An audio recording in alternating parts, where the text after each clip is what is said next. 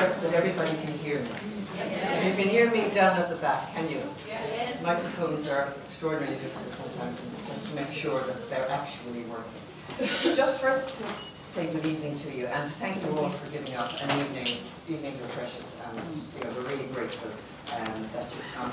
We're hoping to pack as much into the evening as we can to be sure we get the benefit of your view of the challenges facing women in Ireland today. So we've got our lineup of speakers here to address different aspects of women's lives in Ireland today. We're going to hear from them first, and then we're going to throw it open to the floor for both comments and questions for an hour, if you give us that sort of time. We're delighted to have the Commissioner with us here this evening, and we're delighted that she wants to be here, which is brilliant. So we will first ask Margot Wallstrom. I called her Margot first, you see, and I checked, and they said no, it's as it's written, it's Margot Wallstrom. So she entered Swedish politics shortly after graduating from high school. She's been a member of the Swedish Parliament. She's held a number of ministries: civil affairs, consumer affairs, women and youth, culture and social affairs. And then after a short period as head of an NGO in Sri Lanka, executive vice president she was then appointed as a member of the European Commission. She served as Environment Commissioner, and she's now Commission Vice Chair President with responsibility for, wait for it, interinstitutional relations and communications. I didn't stumble over that. She has even written a book, co-written with Goran Farm, an MEP, and the title is The People's Europe: Why Is It So Hard to Love the EU? She might be able to tell us that. See? And she's even got her own weblog. She's our first Commissioner blogger. So would you please welcome Margot Wallstrom.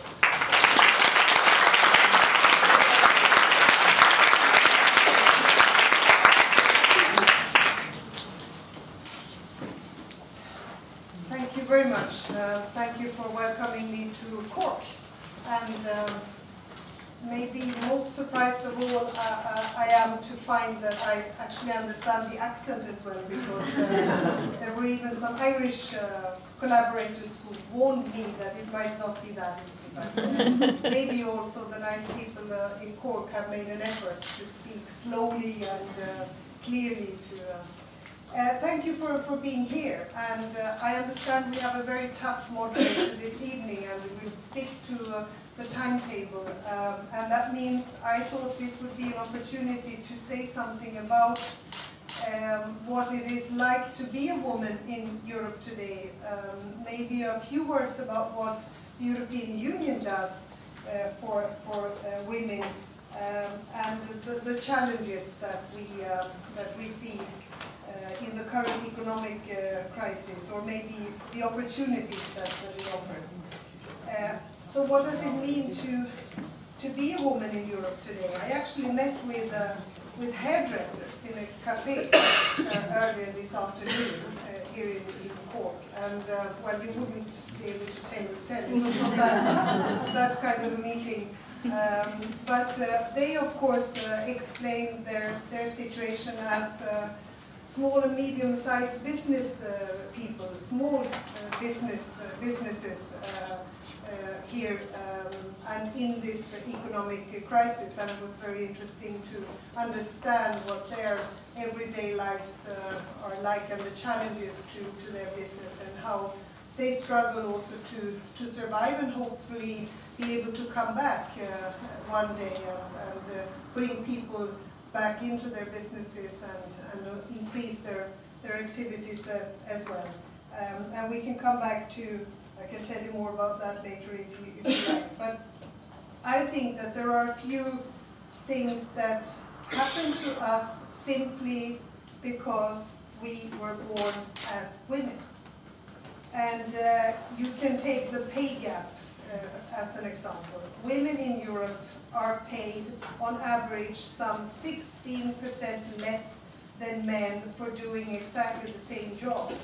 And in some member states, this is over 25%. So it means that from like 2 o'clock in the afternoon, women would work for free.